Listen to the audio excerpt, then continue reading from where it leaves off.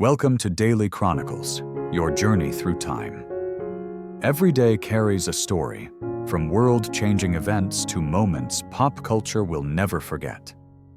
We uncover the triumphs, tragedies, and turning points that shaped our world. This is Daily Chronicles, where every day tells its tale. The heavy scent of beer and tobacco drifts through Munich's Bürgerbräukeller, where laughter turns to uneasy murmurs as armed men push through the crowd. Mugs rattle against wooden tables, the froth spilling as startled patrons turn toward the commotion. At the center stands Adolf Hitler, his eyes alight with feverish conviction, his voice cutting through the haze as he declares that a national revolution has begun. Around him, Ernst Röhm's paramilitary followers secure the exits, their boots pounding against the floor, rifles raised toward the rafters. The air thickens with fear and confusion. The once bustling beer hall becomes a theater of defiance. Hitler points his pistol toward the ceiling and fires, the sharp crack of the gunshot silencing hundreds. He claims the Bavarian government has been overthrown, insisting that leading officials are already under his control. Behind him stand men who believe they are witnessing the birth of a new Germany. Ludendorff, the famed general of the Great War, lending the moment an air of false legitimacy. But outside, the city remains unconquered, its police and army loyal to the Republic. Through the night, the Putschists scramble to rally support, commandeering vehicles and marching through the streets with swastika banners whipping in the cold wind.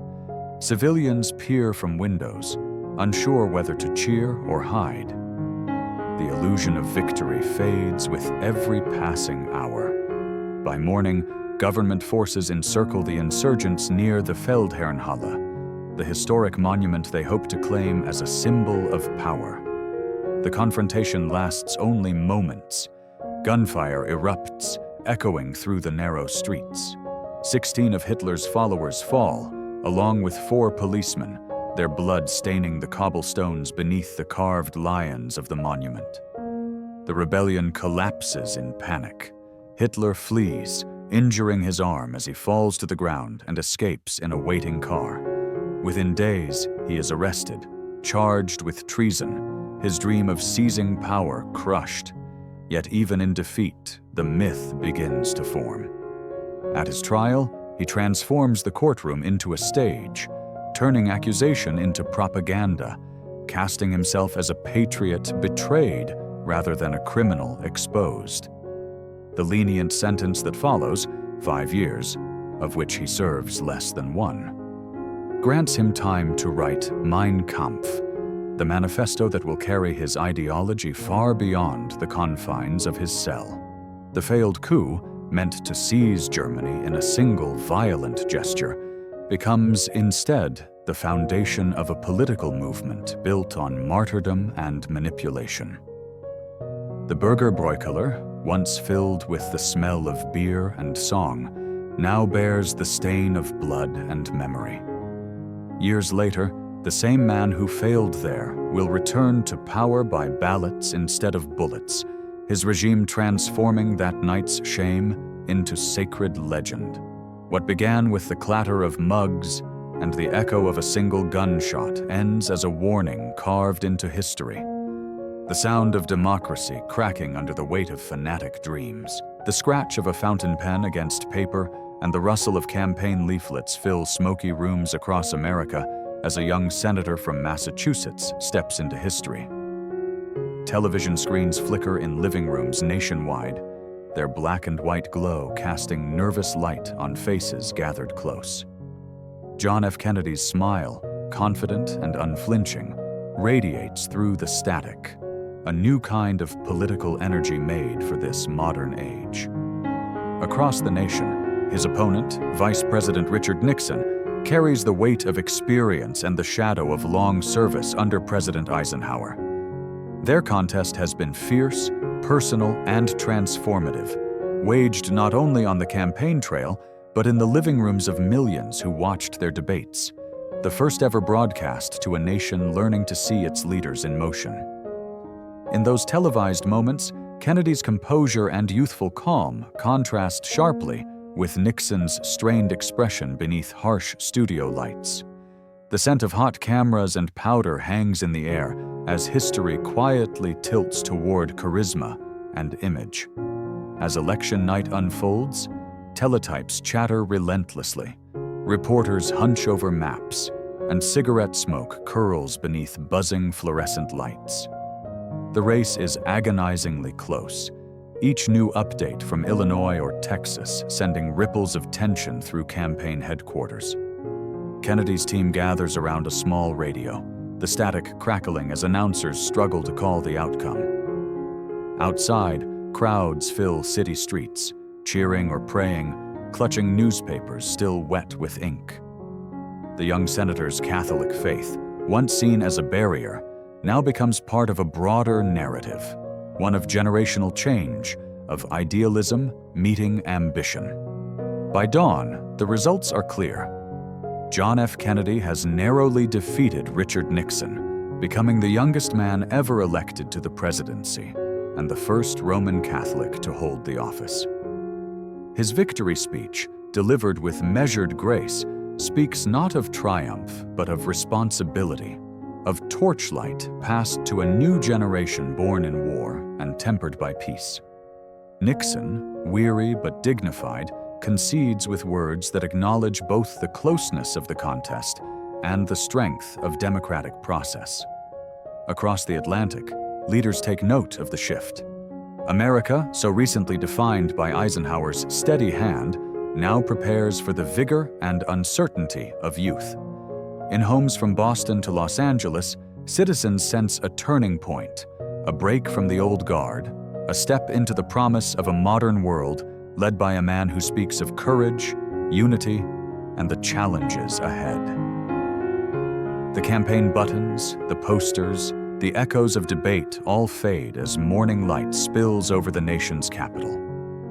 The air feels lighter, charged with possibility, the kind that arrives only once in a generation. The story of John F. Kennedy's ascent becomes more than a political victory.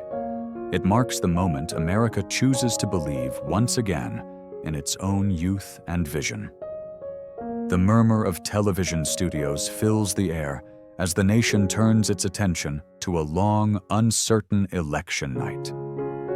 Across the United States, millions watch as news anchors trace their fingers across glowing maps, each state shifting shades of red and blue in real time. In New York, Donald Trump waits surrounded by family and campaign staff at Trump Tower, his expression focused, his confidence steady.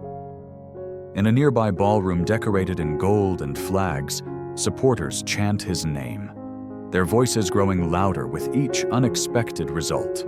In another part of the city, Hillary Clinton's campaign team gathers behind closed doors, watching the same numbers appear on their screens, the optimism of early evening giving way to quiet disbelief. The smell of coffee and tension fills the air as counties report, networks hesitate, and pundits scramble to explain what is unfolding. Florida, North Carolina, Pennsylvania. Each projection shocks viewers who had been told the outcome was nearly certain. Trump's path to victory, once dismissed as improbable, begins to solidify with every call. As midnight passes, the mood shifts. Supporters in red caps cheer and wave flags, tears mixing with laughter as chants of USA echo through the halls. In contrast, Clinton's gathering falls silent, the once buzzing room reduced to whispers. Her campaign chair steps forward to address supporters, urging patience, while she herself chooses to wait until morning to speak. When Wisconsin's results appear, the last wall crumbles. The Republican nominee, a businessman and former television personality with no prior political experience, secures enough electoral votes to become the 45th President of the United States. The final count reads 304 to 227 in the Electoral College, while Clinton, despite winning nearly 2.9 million more votes nationwide, concedes defeat. In the early hours of the morning, Donald Trump takes the stage at the Hilton Midtown, flanked by his family, bathed in the white glare of camera lights. His tone is uncharacteristically measured as he thanks his opponent and promises to be a president for all Americans. The crowd roars, waving flags and flashing signs that now bear the weight of victory.